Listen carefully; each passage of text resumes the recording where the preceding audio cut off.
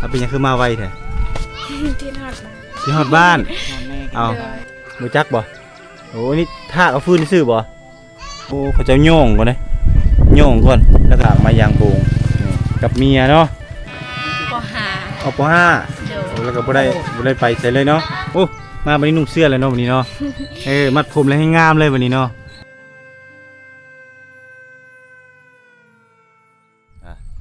กับทักทายสบายดีบรรยากาศยามเช้า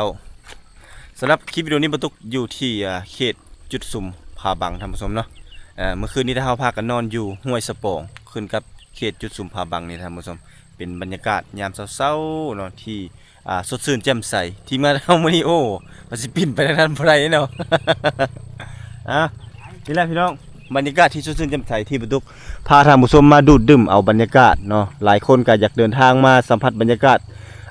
เศร้าๆคือจังซี่เนาะนอนแคมปิ้งอยู่ท่ามกลางหุบเขาหรือว่าท่ามกลางธรรมชาติที่สวยงามมีสายน้ำเล่นผ่านพี่น้องมานอนฟังเสียงนกเสียงหนูบรรยากาศยามเช้าๆเนาะหายใจเอาอากาศที่บริสุทธิ์ก็คือออกซิเจนพี่น้องนี่แล้วก็นะแนมเบิ่งแสง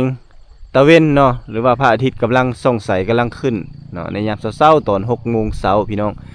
ลมพัดเย็นสบายหลายคนบ่ได้เดินทางมาก็สามารถเบิ่งคลิปวิดีโอของทีมงานของเราได้เนาะเพราะว่าทีมงานเราแม่นทีมงานสายลุยมื้อนี้พากันมาตั้งแคมปิ้งนอนอยู่นี่แหละพี่น้องเอ้ยเอาเข้าปลาอาหารมามีหยังก็กินกันไปนอนเราบ่ได้มีอีสังหลายได้เนาะทีมงานเรานอนมื้อนี้นี่แหละนอนตามขี้หินมีแต่เฮาเขี้ยขี้หินออกจักหน่อยแล้วก็นอนก็สิเจ็บหลังเจ็บเอวนิดนึงแต่เฮาก็มีความสุขเนาะบรรยากาศยามเช้าทีมงานเรากำลังพากันกะเกียมข้าวของเป็นจังไดทีมงานเมื่อคืนนี่ สบายดี โอ้ โอ้นอนคักเย็นมีต้องเปิดแอร์อยู่นี่ อุณหภูมิประมาณ20 องศากลางคืนครับ นี่แหละทีมงานคักหลายพี่น้อง เออ เนาะ จะมาก็มาเลย แล้วเรามานอนแคมปิ้งเนาะหลังจากที่ไปถ่ายทอดวิถีชีวิตในระหว่างเส้นทางการเดินทางมาเขตจุดสุ่มผาบังเรียบร้อยก็มานอนแคมปิ้งอยู่นี่อันนี้คือบ้านหลังที่2ของเรา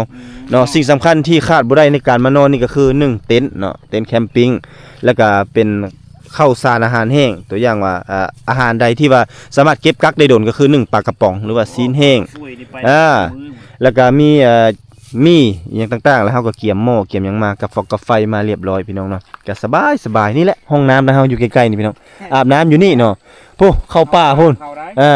ธรรมชาติเลยเด้อพี่น้องเด้อคันมาเขียนนี่จะถามหาห้องน้ำอันนี้เคินมาห้องน้ำธรรมชาติมีแต่เฮาขุดเอาเนาะเอาเสียมมายังขุดเอาแล้วก็ฝัง เอา ก ไม้ บนี่ ขุดเอา เอาไม้ขุดเอาเนาะเพื่อป้องกันพยาธิอย่างต่างๆเนาะนี่เมื่อคืนนี่บรรทุกนอนเต็นท์นี่นอนคนเดียวเลยนี่ก็บ่มีอย่างหลายพี่น้องเนาะนี่เอาอันนี้เลยนี่อันนี้ก็คือเปพี่น้องเอ้ยเปนี่เฮ็ดเป็นหมอน แล้วก็ปูนอนเอาฟดไม้ปกจักหน่อยทางด้านลุ่มเนาะเพื่อป้องกันบ่ให้กระตูเฮานี่เจ็บ แต่ก็ยังเจ็บอยู่เด้อพี่น้องเอ้ยนี่แหละนอนแคมปิ้งอยู่นี่แหละเนาะอันนั้นไอ้สีหอมนอนกับเบาใจเพิ่น2 คนบรรทุกนอนคนเดียวเนาะเมื่อคืนนี่นอนหนาวคนเดียวนี่แหละสิ่งที่เฮาพาเฮาไปทุกที่ทุกทางนั่นก็คือนี่แหละ CRF นี่เนาะกับ Kawasaki นี่แล้วก็คันนี้เอิ้นว่าซุปเปอร์วันบ่วันเดอร์เอ็กเนาะวินเนอร์บ่พี่น้องเนาะนี่แหละที่เฮาพาเฮาไปทุกที่ทุกทางเนาะอันนี้คือบรรยากาศยามเช้าๆพี่น้องเก็บเอามาฝากมาต้อนเนาะหลายคนก็อาจสิมักบรรยากาศจังซี่แต่บ่มีโอกาสได้เดินทางมาเนื่องจากว่าเวียกงานแน่เนาะหรือว่าบางคนก็ไปบ่ได้มาบ่ได้ถ้าเฮาก็ยินดีนำเอารูปภาพบรรยากาศดังกล่าวนี้มาฝากมาต้อนท่านผู้ชมก่อนออกเดินทางในยามเช้าๆเนาะเฮาก็เก็บเอามาฝากมาต้อนท่านผู้ชมหลังจากที่เฮาสวยหน้าล้างตาเรียบร้อยแต่เฮาก็สิพาท่านผู้ชมเข้าไปเก็บเอารูปภาพบรรยากาศทางด้านในเบิ่งวิถีชีวิตของชาวบ้านกระโดเนาะเขตจุดสุ่มผาบังเมืองเซโปนแขวงสะวรรณเขตในบรรยากาศยามเช้านี้ให้ผู้ท่านผู้ชมได้ติดตามรับชมว่าวิถีชีวิตของเขาเจ้าในยามหน้านี้เขาเจ้าพากันเฮ็ดหยังวิถีชีวิตของเขาเจ้าเนาะเดี๋ยวจะได้เฮาพากันเก็บเครื่องของกันซะก่อนเนาะเดี๋ยวเฮาสิพาท่านผู้ชมเข้าไปเก็บเอารูปภาพบรรยากาศทางด้านใน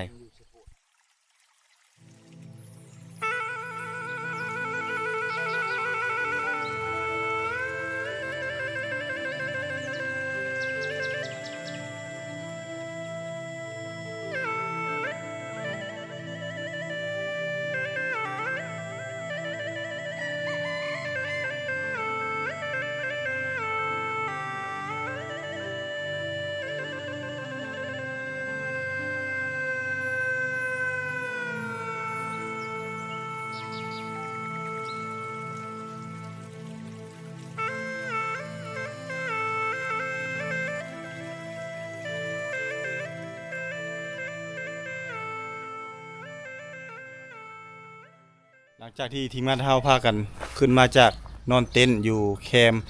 น้ำสะโปงท่านผู้ชมตอนนี้ก็เดินทางเข้ามาฮอดในหมู่บ้านเพื่อจะมาเก็บเอารูปภาพบรรยากาศยามเช้าๆเนาะในทางผู้ชมได้ติดตามผู้ชมตอน 8 โมงเช้าแต่ก็ยามนี้ก็ถือว่าสวยละ 8 โมงเช้าเนาะอากาศเริ่มร้อนอบอ้าวแล้วท่านผู้ชม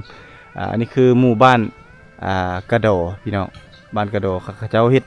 ยางโบงคือกันเด้แต่บ่ฮู้ว่ากิโลนึงเท่าใดเนาะอยู่ทางพี่ทางเมืองนองก็สิประมาณ 8,500 หา 9,500 ถ้าเป็นแห้งหรือว่าเฮาตากแห้งพี่น้องนี่ทีมงานเฮาเดินทางมาฮอดนี้เนาะผู้ใดไปเฮ็ดเวียก โอ้สบายดีน้องสาวนี่พี่น้องสาวงามบ้านป่าน้องละย้อยเนาะหลายคนก็สิได้เห็นคลิปที่บ่ตุกแล้วก็พ่อสิหอมเพิ่นมาถ่ายแต่ดนๆและบ่ได้เดินทางกลับมาได้ยินข่าวว่าไปเฮ็ดเวียกอยู่เวียงบ่ทรงหนึงโอ้แล้วกลับมาแล้วเป็นหยังคือมาไวแท้ ที่ฮอดบ้าน ที่ฮอดบ้านเอาเป็นจังไดอยู่เวียงบ่ม่วนบ่ ม่วนอยู่ม่วนอยู่ได้ไปเห็นอีสังแหน่ไปเวียง เห็นบ่ทันลุง เห็นแต่บุญ เล่น โอ้ได้ไปเที่ยวอยู่เนาะ เดิน บุญทัดหลวงเนาะ เดิน โอ้ไปอยู่พุ่นดนบ่ บ่หาก็2-3 เดือน 2-3 เดือนแล้วกลับ เดิน โอ้เปลี่ยนเลยเนาะมาแต่พุ่นเนาะผมสีทองพี่น้องเนาะดัดฟันเป็นสาวในเมืองเลยโอ้กี่ฮอดบ้านมาอยู่บ้านดนละ เดินละ ฮอดจักเดือนละ ประมาณ3 เดือน โอ้ 3-4 เดือน 3-4 เดือนแต่ส่วงไอ้มาถ่ายพุ่นแล้วก็น้องกับไปเวียงแม่นบ่ โดย โอ้ไปพร้อมกันบ่กับเอื้อยจ้ะนะเอื้อยไปก่อน ค่อยไปก่อน โอ้จับไปก่อนเอื้อย เออ เอาเอื้อยไปตามหลังไปเฮ็ดเวียกอีสังอยู่เวียง มาบ้าน แม่บ้านโอ้ปัดเฮือนกวาดซาน โดย โอ้ถูเฮือนจังซี่แหละเนาะ โดย โอ้เขาให้เดือนเท่าไหร่ เดิน2 ล้าน เดือน2 ล้าน โดย ไปอยู่เวียงนั่นได้กินอยู่นะเขาเจ้านอนอยู่พุ่นเลย โดย มีเฮือนในภาคให้เช่าพร้อม โดย โอ้ได้เดือน2 ล้านกีบก็สิตกอยู่ประมาณเดือน1จะพันเนาะล้านหนึงก็ประมาณ 2,000 ปลายเดือน 4,000 ปลายเดือน4,000 ปลายประมาณ 4,200 บาทพี่น้องประมาณนี้ต่อเดือนเนาะโอ้ไปอยู่พุ่นหาก็กลับมาอยู่บ้านบ่ขึ้นอยากไปอีกบ่บัดนี้ บ่ บ่ไปแล้ว โดย โอ้เป็นจังไดคือบ่อยากไปล่ะ เด็กอยู่บ้าน อยากอยู่บ้านอยู่เวียงมันเป็นจังไดเอา บ่ฮู้ เล่าความรู้สึกเบิ่งเล่าความรู้สึกเบิ่งว่า แบบว่ามันบ่ม่วนปานใดนะ เออ อยู่บ้านม่วนกว่า บ่ได้ไปเลาะบ่ได้ไปเที่ยวแม่นบ่ บ่ มีแต่เฮ็ดเวียกแล้วก็อยู่เฮือน โดย โอ้ ก็นอน แล้วก็นอนเนาะ โดย บ่ได้เฮ็ดอีสังเลย โดย บ่ได้คือบ้านเฮาเนาะ โดย บ้านเฮาเราเป็นอิสระแม่นบ่คันไปลิ้นอยู่พุ่นก็บ่ได้นี่เนาะเพิ่นหายแม่นบ่ โดย เออ ปล่อยลอย ไปลอยได้แบบนี้ได้เป็นสาวลูกแบบในเมืองอ๋อส่งนี่ขออนุญาตถามอันเงินบ่พอแม่นบ่เขาเจ้าเลยให้ซ้ำนี้บ่ มีดาบแฟชั่นไหม ว่าขออนุญาตเด้อที่ถามเนาะแฟชั่นเนาะนี่เนาะ ถามยอด ซื้ออยู่เวียงบ่นี่ บ่ตลาดเซโปน ตลาดสิปูนนี่น้องมักสงขลาเนาะมักนุ่ง ราคาตัวนั้นกับตัวนี้คือตัวนั้น แพงกว่าบ่ มีบอและบ่แพงนะมันมีพ่อไว้ มันบ่พอแสดงว่าถ้าสมมุติว่าเงินพอเลยเอาเงินไปตื้มให้เขาเจ้าแล้วเขาเจ้าสิเอาให้แม่นบ่ตัวนี้แม่นบ่ โดย จักเดินอยู่เอง 3 เดือน 3 เดือน 3 เดือน กลับมาทางให้นะแม่ บ่ไว้ทางไหน บ่ได้ทางเป็น เฮ็ดนา อยู่เฮือน อยู่เฮือน แม่ทางไหน แม่ไปทาง นี่ทางให้ โอ้เจ้าเราบ่ได้ไปเนาะ ลูกสาวแพง ลูกสาวล่าเนาะละย้อยเนาะละย้อยแล้วลูกสาวล่า เนาะ แม่นแล้วน้องละย้อยไปอยู่เวียงเป็นสาวเวียง 3-4 เดือน ยังมีแผนสิไปอีบ่หรือไม่ได้ไปเลย บ่ไว้ อยู่เงินแล้วเนาะ บ่ไปแล้วเพิ่นว่าน่ะ อ๋อช่วงหน้าฝนมาก็หันหน้าเข้าสู่ไฮสู่สวน ดัดฟันเลยเนาะมาเลยเนาะ อ๋อแบ่งแนว ไปเที่ยว แปลงแห้วนี่พี่น้อง เวลากินข้าวมียะบ่ บ่ สบายอยู่เนาะ ลาบเท่าบ้านเฮาโอ้ยะเลย ติดเลยเนาะ รับเท่าบ่เขาก็บ่หากินเนี่ยมันยากเลยเนาะ ง่าย กินได้ง่ายๆครับ เอามันระวังนะ กินง่ายอยู่ง่าย กินหัวยังว่าหัวตัวมันสีขาวๆเดี๋ยวเขาหยำมันจะเป็นเส้นพี่เกาะเขาเรา เป็นจังใดไปอยู่เวียง เรือน้อยไปแล้วก็เรียกแล้ว เป็นเวียง เรียก เรียกอยู่บ้านจี เฮ็ดเวียกอยู่บ้านนี่ดิ บ่อบ้านจีเป็นเด็กเสิร์ฟ ไปเป็นนิกเซอร์โอ้ พนักงานเสิร์ฟ อยู่ใส่เสื้อปูนนี่บ่ เดิน อืมเจ้าเรียกบ่อยากไปบ่มักเนาะบ่มักสังคมในเมือง เราไปมาแล้วเหรอ มักชนบทบ่ ฮอดเวียงจันทน์ เดิน มักอยู่บ้านเนาะดูดดื่มธรรมชาตินี่เนาะไปอยู่พุ่นบ่ได้เจออันนั้นบ่ได้เจอผู้บ่าวผู้แพรวบ่ครับบ่เจอเลยฮะ บ่ บ่เนาะ เดิน เพิ่นเบื่อในเมืองพี่น้องเอ้ยไปอยู่ในเมืองเนาะปกติไปอยู่ในเมืองเขาเจ้าสิลงไฟแสงสีบัดเพิ่นบ่เนาะบ่ได้ยินเสียงงัวเสียงควายเนาะอยู่ทางพุ่นเนาะอยู่ในเมืองเนาะ เดิน บ่มีสัตว์สาวาสิ่งให้เบิ่งเนาะมีแต่อยู่ในกำแพงบ่โอ้ไปใส่ก็บ่ได้สิ ไป วะ เสียงเห็นแต่รถเห็นแต่ไฟ ออกได้แต่ไม่อยากไปเล่น บ่อยากไปลิ้นเนาะรถหลายบ่หลายเนาะ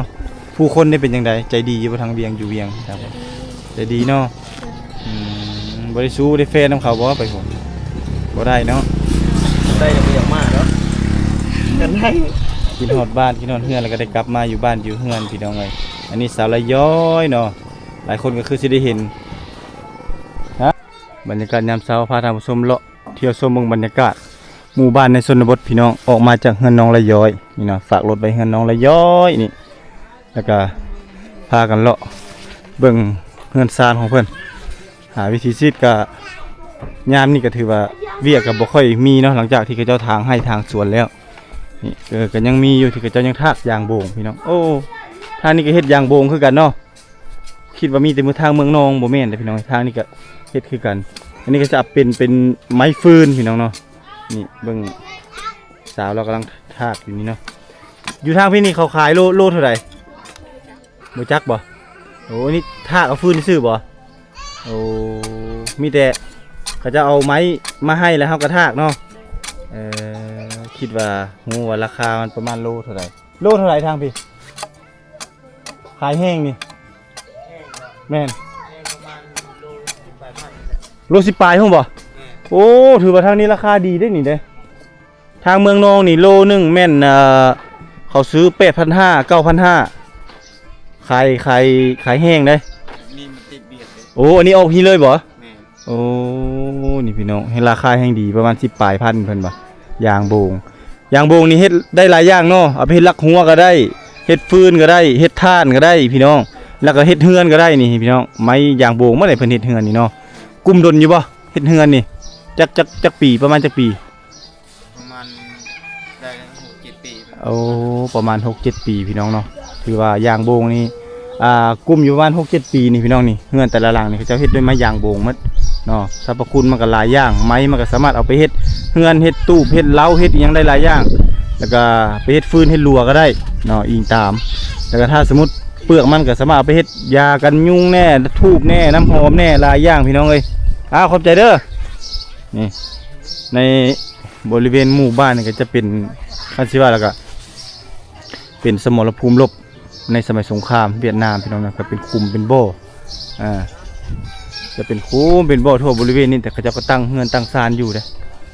นี่แต่ละหลังคาเฮือนจะเป็นตะยางโบงมาเลยนะพี่น้องนี่แต่ละหลังคาเฮือนนี่คือจะเต็มเปี่ยมไปด้วยไม้ฟืนก็คือไม้ยางโบงอันนี้คือซีเมนต์ยาสูบพี่น้องใบยาสูบเขาเจ้านี่โอ้เขาจะเอามาเฮ็ดอีหยังตากเนาะโอ้เขาจะโย่งก่อนเลยโย่งก่อนแล้วก็จะเอามาตากอันนี้คือใบยาสูบใบยาสูบตัวนี้เนาะถือว่าเป็นสิ่งที่เขาเจ้าขาดบ่ได้เนาะเขาจะเอามาเฮ็ดจังซี่แล้วก็เอาไปตากแห้งโอ้อันนี้บ่ได้ไปใส่บ่สวัสดีผู้สาวโอ้ลินโทรศัพท์เนาะเสร็จหาผู้บ่าวบ่ เอาเดี๋ยวจะพาท่านผู้ชมเลาะเบิ่งบรรยากาศหมู่บ้านกระโดพี่น้องเป็นหมู่บ้านในชนบทลาวนี่ ทางนี้ก็จะเป็นทางไปบ้านท่าพิงมื้อนี้ก็ถ้าเราจะมีจุดประสงค์เดินทางไปบ้านท่าพิงคือกัน แต่ก่อนจะเดินทางไปบ้านท่าพิงเฮาก็เลาะเก็บเกี่ยวบรรยากาศหมู่บ้านในชนบทโหนเขาจะปบกล้องพี่น้องอายกล้องปบกล้องแหละ แต่ละหลังคาเขาจะถากยางโบงพี่น้องเนาะบรรยากาศยามเช้านี่โอ้แถวนี้ยางโบงลายเนาะเอาโหป้าแล้วเข้าในเฮือแล้วทางนั้นนี่กินข้าวกินน้ำแล้วก็ลงมาเฮ็ดยางโบงนี่อยู่ตามห่มไม้ห่มโต๊ะยิงตามความสะดวกพี่น้องบ่นให้มันบ่ฮ้อนบ่หยังไงดิกิจกรรมยามนี้ก็สิมีแต่เขาเจ้าเฮ็ดยางโบงนี่แหละเนาะบางคนก็ไป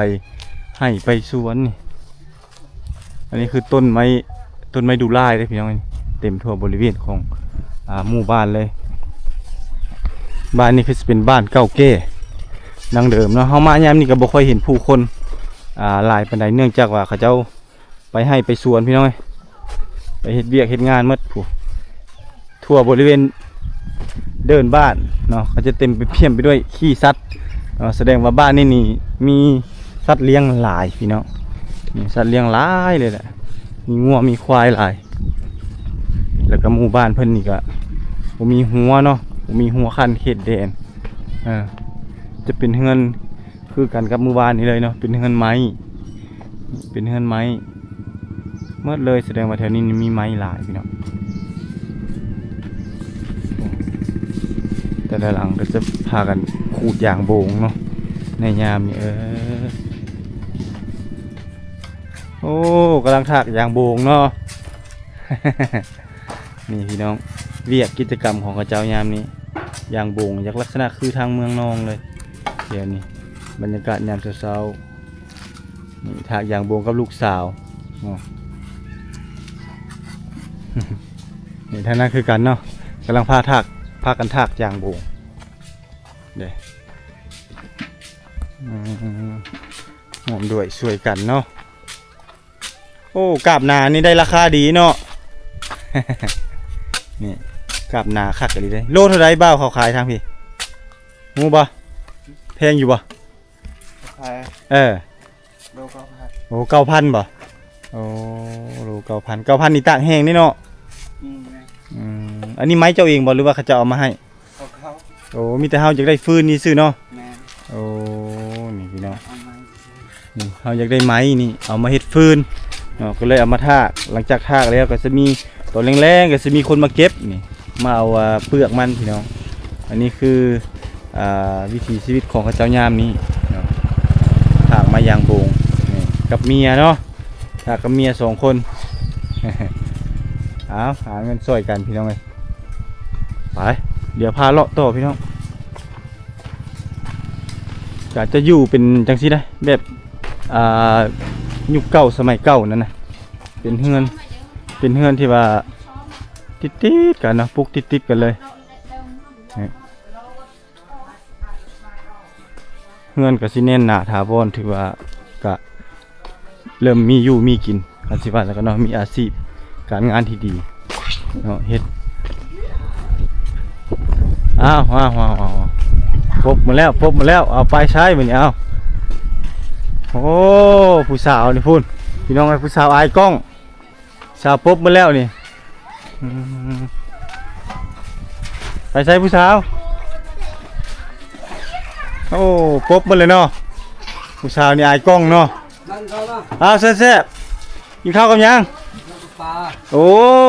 กับเชียคักเอ้ยเนาะเอากินแซ่บโอ้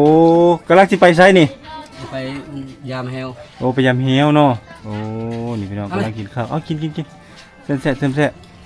โอ้แบบง่ายๆสบายพี่น้องนี่โอ้ผู้สาวนี่ไปเมื่อเลยเนาะโอ้ผู้สาวนี่ย่านกล้องบ่โอ้เนาะครบมาแล้วผู้สาวอายกล้องโอ้สบายดีผู้สาวสบายดีไปใส่นั่นไปทางใดมาสัมภาษณ์เนี่ยมาโอ้ยน้องผู้สาวบ้านนี่อายกล้องพี่น้องเลย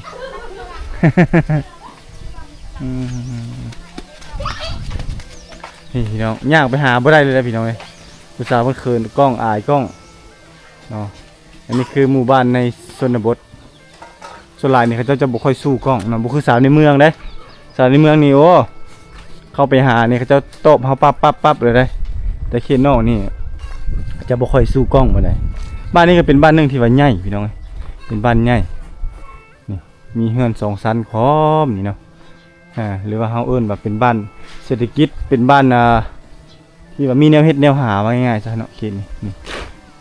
งัวควายสัตว์เลี้ยงเพิ่นก็หลายเนาะในทุนบ้านนี่สังเกตเบิ่งว่าบางเฮือนนี่ก็บ้านเฮือนสร้างของเพิ่นก็จัดสะอาดพี่น้องบ่มีขี้เหงื่อขี้ย้อยเขาเจ้าปัดกวาดอย่างดีเลยเนาะละเอียดละออจบงามนี่แหละคือวิถีชีวิตของเขาเจ้าเนาะในตอนนี้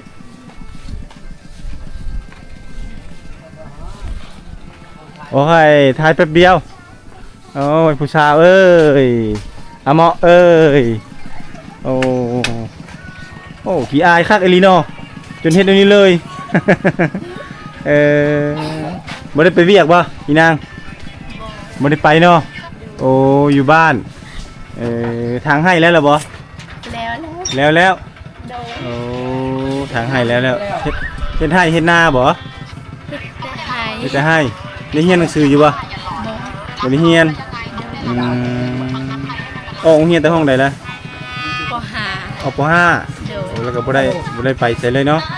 เคยไปทำงานอยู่บ่อยู่ในเมืองอยู่บ่ โดย คักเนาะสาวลาวเผ่าบรูพี่น้องๆมื้อนี้บ่ได้ไปไสเพราะคักเวียกอยู่เฮือนอยู่ซ่านมื้อนี้บ้านนี่คักเนาะนี่บ้านหยังชื่อบ้านหยังอันนี้จุดสุมพะบังบ่ โดย เขตบ้านกระโดจุดสุมพะบังเนาะแม่นบ่อันนี้ชื่อหยังนางหยัง เสื่อง ฮะ เสื่อง นางเสืองโอ้เจ้าเด้นางหยัง นางคง นางคงนางเชื่องนางคงอันนี้เด้อยู่ปีนี้เด้นางยังอันนี้ เอื้อย นางเอื้อยโอ้น้องสาวงามเขตชนบทแต่ก่อนบ่มีโทรศัพท์ใช้นี่แล้วเนาะ โดย อยากเบิ่งหยังก็บ่ได้เนาะ โดย เดี๋ยวนี้แหละมีสัญญาณเรียบร้อยแล้วขาดบ่ได้นะโทรศัพท์เนาะหาโทรตลอดเลยจะไปโทรบ่นี่ แหน่ แหน่ เอ้าขอบใจเด้อสัมภาษณ์สาวชนบทพี่น้องนี่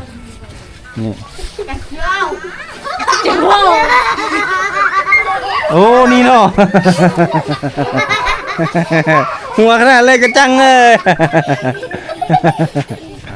หลังจากไปนั้นมหาลัยย้อยคือเก่าพี่น้องปิดเพลงไอ้นี่เป็นมั้ยโอ้นี่พี่น้องโอ้มาวันนี้นุ่งเสื้อเลยเนาะวันนี้เนาะมัดผมเลยให้งามเลยวันนี้เนาะมีคนละคนเลยพี่น้องเนาะโอ้ยนี่สาลายย้อยคิดฮอดตอนสมัยไปอันโซนป่าได้เนาะยังจื้อได้อยู่เลยพี่น้องไปโซนปูโซนป่าไปอยู่เวียงบ่ดนเพิ่นก็กลับมาอยู่บ้านคือเก่าเป็นจังได๋แม่ว่าได้ข่าวว่าแม่บ่สบายป่ะโอ้ใครแน่ล่ะบ่ไปหาหมอป่ะ โดย ไปหาหมออยู่ไส สิโปน อยู่สิปูนโอ้ไผพาไป เลยค่อย เอื้อยบ่โอ้เจ้าก็ไป โดยค่อยนี่บ่สบาย โอ้ แม่บ่ได้บ่สบาย แม่ ค่อยนี่ เจ้าบ่สบาย โดย บ่แม่นแม่บ่สบายนั่น แม่ โอ้เจ้าเป็นอิหยังหมอว่าเป็นหยัง พยาธิ พยาธิอิหยัง กระเพาะลำไส้กับตับอ่อนเพลีย โอ้เอาคือเจ้าคือบ่ได้กินเหล้ากินเบียร์ตับอ่อนเพลียซะบ่ บ่ฮู้ หมูคือกัน โดย เป็นลำไส้กับตับอ่อนเพลีย โดย โอ้สมพรน่าจะได้กลับมาแต่เวียงเนาะตัวนี้บ่จังได้กลับมาเจ้าบ่สบายบ่จึงได้มา บ่ โอ้บ่แม่นเนาะแต่ว่าเจ้าอยากมาเอง โดย โอ้มาแล้วบ่สบายก็เลยไปกวด โดย หมอว่ากระเพาะลำไส้ โดย กับเป็นตับอ่อนเพลีย โดย โดนแล้วบ่ไปกวดนี่ โดนแล้ว โดนแล้วเนาะ โดย เพิ่นก็เอายาให้กินแม่นบ่ เอายา มียาเนาะยามาให้กินก็คล้ายๆแน่แม่นบ่ โดย เดี๋ยวนี้เป็นจังไดเดี๋ยวนี้ ใครเนี่ย ใครแล้ว